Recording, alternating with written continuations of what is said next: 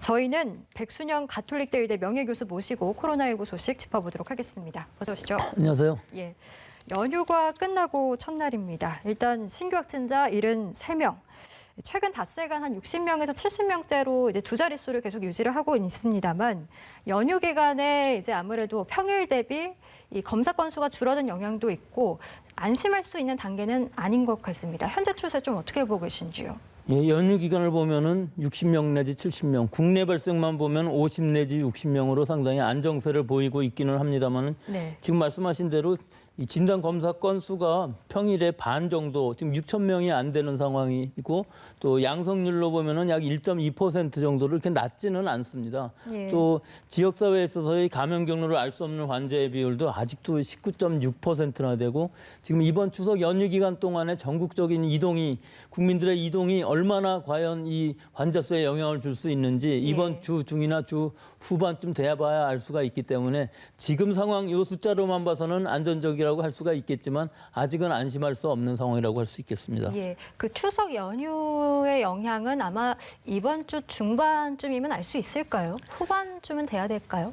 일단은 뭐 빨리 대부분은 5 내지 7, 8일 정도면은 증상이 나타나고 진단 검사를 받기 때문에 알 수 있지만 최대 잠복기까지 계산을 한다 그러면 적어도 2주일간은 봐야 돼서 다음 주까지 가야 되겠습니다만은 대부분 지금 30일 정도부터 연휴라고 본다면은 예. 이번 주말 정도면은 어느 정도 추세는 알 수 있을 것으로 보이고 이번 주 중반 정도만 돼도 추세적으로는 알 수가 있는 상황이기 때문에 예. 실제로 지금이 굉장히 중요한 시기일 것이고 또 이번 주말이 또 연휴가 돼 있어서 예. 9일부터 11일까지 우리 국민들이 아주 잘 방역 수칙을 지키신다면은 올 가을 겨울 잘 지내실 수 있을 것으로 봅니다. 예, 이번 주와 다음 주가 가장 중요한 시기다라는 말씀을 해주셨는데 이 연휴에도 곳곳에서 좀 새로운 소규모 집단 감염 사례들이 발생을 했습니다. 특히 지금 눈에 띄는 사례가 포천시의 육군 부대에서 30명 넘게 집단 감염이 발생을 했는데 이 여전히 감염 경로를 모르는 사례라서 좀 걱정이 됩니다. 어떻게 보고 계신지요? 글쎄요, 이게 군부대의 특성상 병사들은 지금 외출 외박을 전부 못하고 있는 휴가도 못하고 있는 상황이기 때문에 예. 결국은 감염원은 외부에서부터 왔을 수밖에 없는데 실제로 간부들은 집에서부터 출퇴근을 하기 때문에 충분히 감염의 가능성이 있습니다. 특히 이 휴가를 갔다 오신 간부, 서울을 왔다 가신 예. 분, 출장인지 휴가인지는 잘 모르겠습니다만은 확진을 받으신 분이 있으셔서 이분이 과연 감염원일까 지금 역학조사 중인 것으로 알고 있는데 예. 전수검사를 해보니까 전체가 36명이나 지금 되고 있어서 전 부대원들이 지금 1인 격리를 하고 있고 포천 전체가 지금 부대들이 외출 외박 금지가 된 상황이 있어서 아직까지는 상당히 많은 확진자들이 나왔지만 이 부대의 특성상 같이 생활하는 예. 상황이기 때문에 좀 더 많이 나올 가능성은 지금으로서는 아직까지는 있어 보이고 감염원을 알아낸다는 것도 사실 상당히 좀 어려워 보이기는 합니다.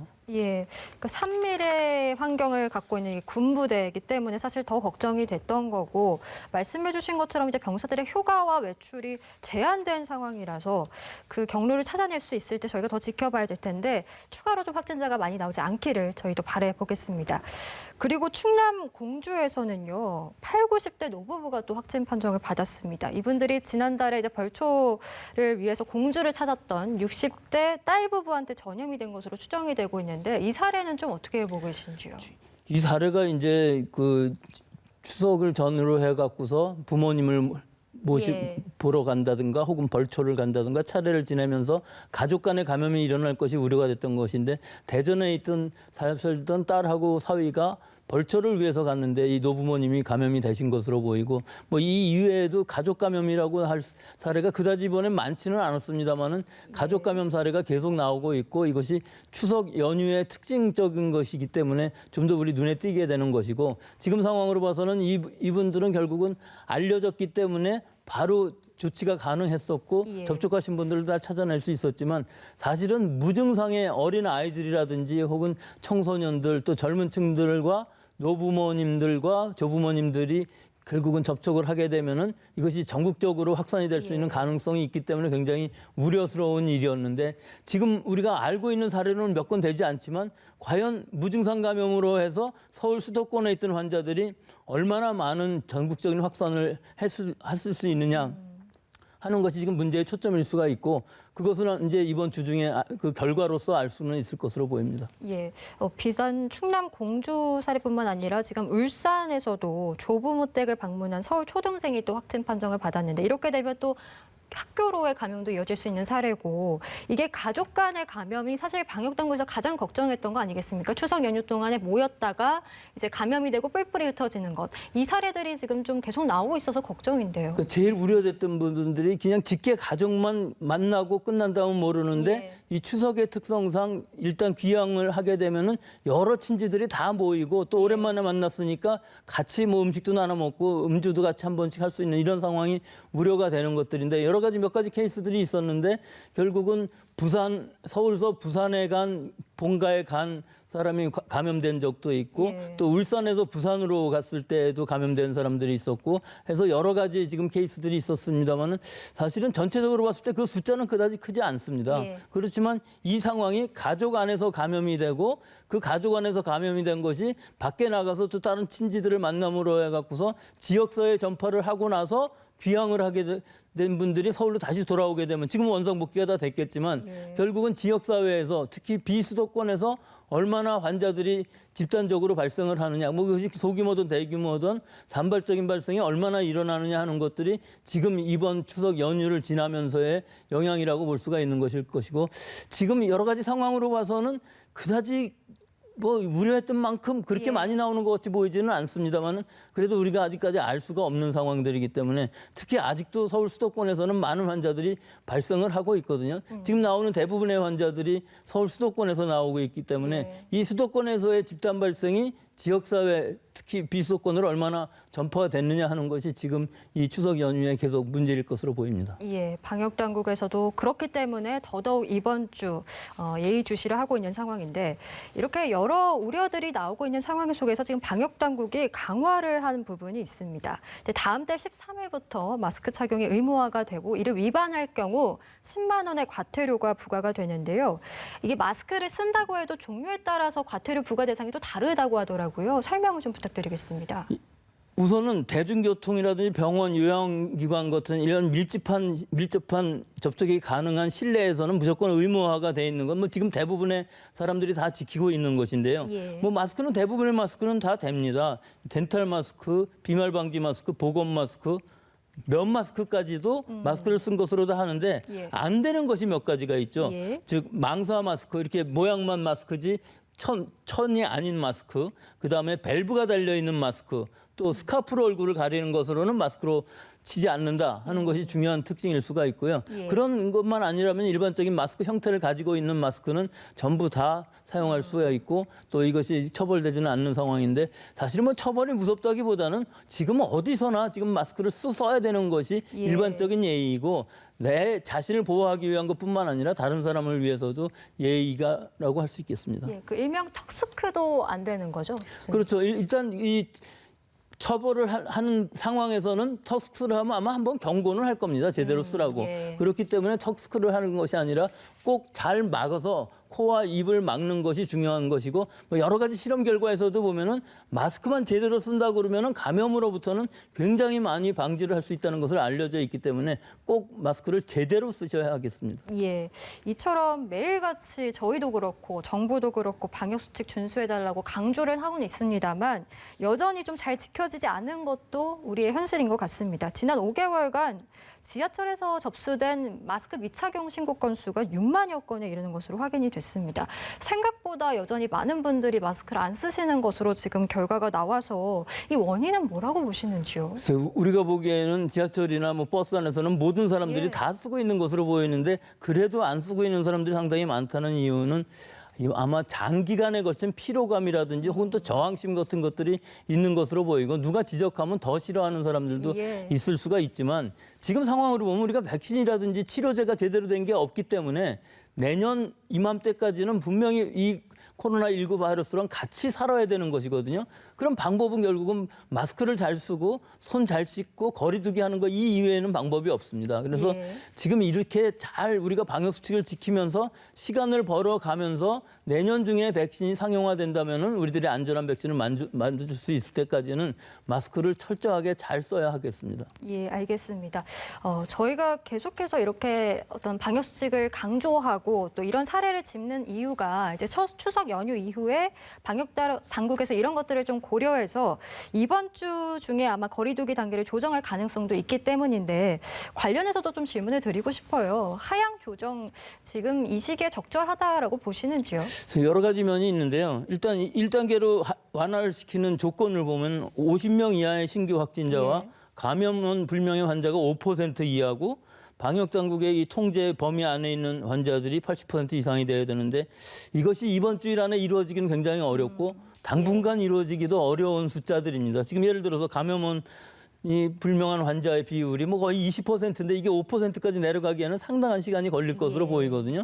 하지만 여기서 우리가 중요한 부분들은 이 단계별 거리 두기라는 것은 전국적으로 할 필요가 있느냐 하는 부분들이죠. 그 지역적으로 다 상황이 다르고 또 서울 수도권의 경우에서는 인구가 굉장히 많아서 접촉 밀도도 높기 때문에 예. 실제로 이 50명이라는 것들을 만족하지 못한다 할지라도 어느 정도 우리가 지속 가능한 방역을 함으로 해서 우리 국민들도 그걸 철저하게 더 지키는 것이 중요하기 때문에 지역적으로 탄력적으로 좀 융통성 있게 이 조절을 해가면서 장기간에 걸쳐서 우리가 해야 되기 때문에 이 방역을 하면서도 조금 완화된 정도를 하는 것도 좋은 방법이라고 생각을 하는데 예. 또 한 가지는 우리가 지금 1, 2, 3단계밖에 없어서 1단계로 낮췄을 때는 또 너무 완화된 것 같이 보이기도 하고 3단계로는 올리기도 어려운 부분이 있어서 이 단계를 좀 더 늘리면서 지속 가능하고 확실하게 핀셋 방역을 할 수 있는 이런 새로운 지침들을 좀 더 업데이트하면서 계속적인 방역이 이루어질 수 있도록 하는 것이 더 중요할 것으로 봅니다. 예, 그러니까 단계별로 좀 세분화돼서 방역을 하는 것이 중요할 것 같다라는 말씀이시고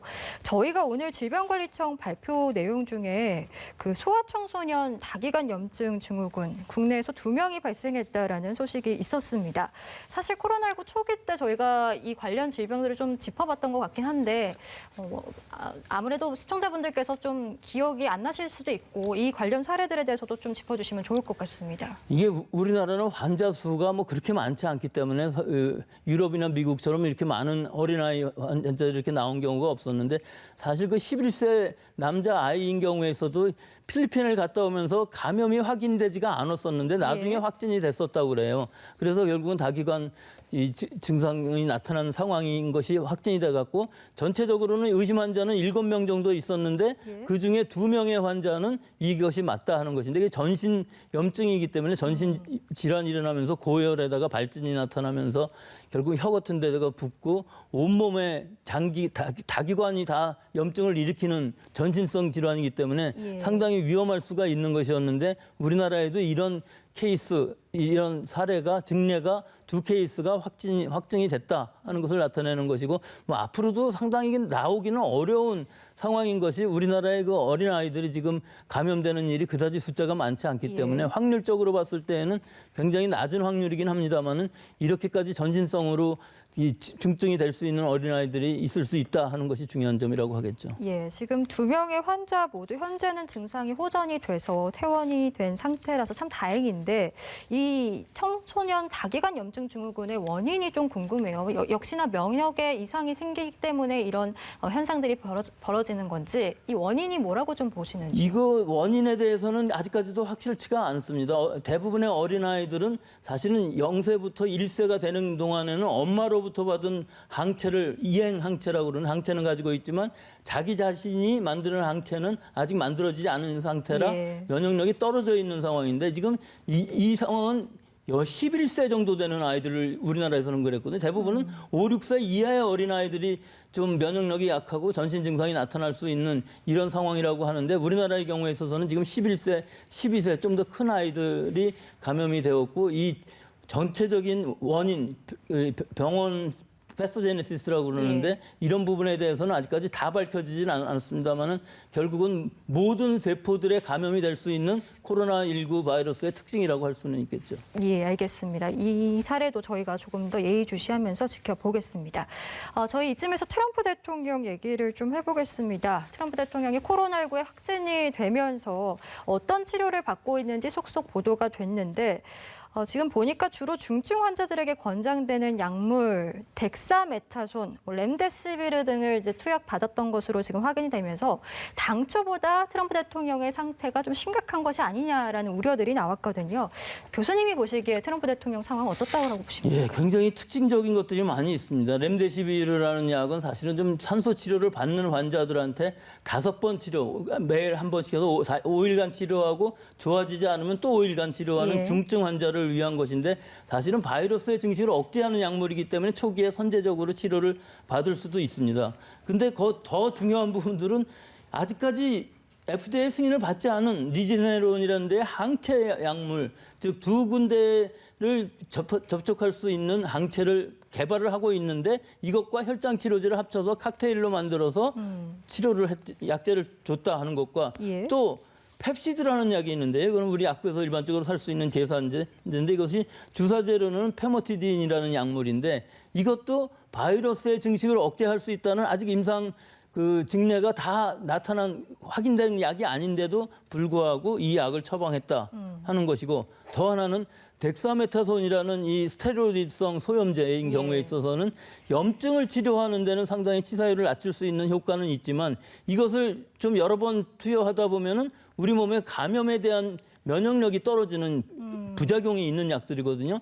이것도 결국은 경증 환자한테는 잘 사용하지 않는 약인데 이것을 사용을 했다는 것은 증세가 심상치 않았었다. 예. 즉 산소 포화도도 상당히 낮았고 결국은 염증 반응이 많이 일어났었다 하는 것을 뜻하는 것이고 뭐 그 이외에 아연이라든지 비타민 D라든지 원래 아스피린 같은 것들을 드시고 예. 계셨기 때문에 상당히 고위험군이면서 아직까지 상황으로 보면은 지금 상황이 회복기라기보다는 이 증상이 발전되고 있는 시기에 있어서 어느 정도까지 염증 반응을 잘 막을 수 있느냐, 즉 폐렴으로 가지 않게끔 잘 방어할 수 있느냐, 치료할 수 있느냐는 이 치료 지침에 관한 얘기인데 그 일반적인 치료 지침하고는 좀 다른 치료약들을 사용하면서 좀 특이하면서도 또 뭐 외출까지 하셨다고 하니까 굉장히 심각한 상황이 아니라는 걸 보여주기 위한 것 같은데 아직까지 잘 모르겠습니다. 의사 선생님이 얘기로는 굉장히 좋아져서 내일 퇴원한다고까지 얘기를 하고 있는데 퇴원이라는 의미도 사실은 뭐 그 군병원에 있으나 백악관에 있으나